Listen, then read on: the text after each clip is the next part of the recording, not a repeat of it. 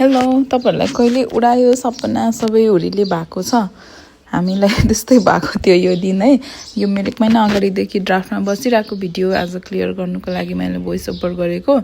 त्यो दिन चाहिँ हामी होटल मेरिकेनमा डिनरको लागि जाने प्लान गरिराथ्यौं अनि दिउँसो मैले कल गरेर रिजर्भेसन गराए हाम्रो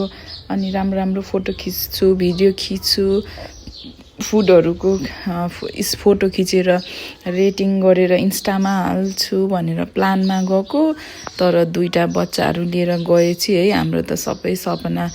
हुरीले उडाए जस्तै भयो घरि स्विच बोर्ड थिचिदिने घरि पानीको बोतल झार्दिने घरि कुर्सीहरु ठेल्दिने कहिले ग्लास फुटाइदिने एउटा ग्लास त फुटाइ पनि दियो मेरो बाबुले टेबलबाट झाडेर अनि भर्खर हिन्न सिक्दै थियो यता घिस्रिने उता घिस्रिने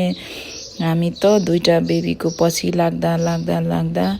के गर्नु र यहाँ हेर्नु न स्विच बोर्ड देख्नै नहुने फेरि बाबुलाई अनि बल्ल बल्ल 3 घण्टासम्म यहाँ यता उता भौतारिएर आयो अनि अब अलि ठुलो भएको केटाकेटीहरु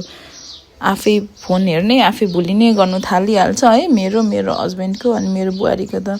दिमाग खराब भएको थियो स्विच बोर्डबाट नानीलाई जोगाउँदा अनि माथि स्काई बार छ त्यहाँनेर त्यो बारमा चाहिँ अलिक स्मोकिङ जोन भएकोले गर्दा त्यहाँ बच्चाहरुलाई लानु मिल्दैन भनेर नलाने भनेर बसेको तल रेस्टुरेन्टमा त्यही भर्याङ चढेर त्यही बारमा जानु खोजेर चिसो हावा पनि चलिरहेको थियो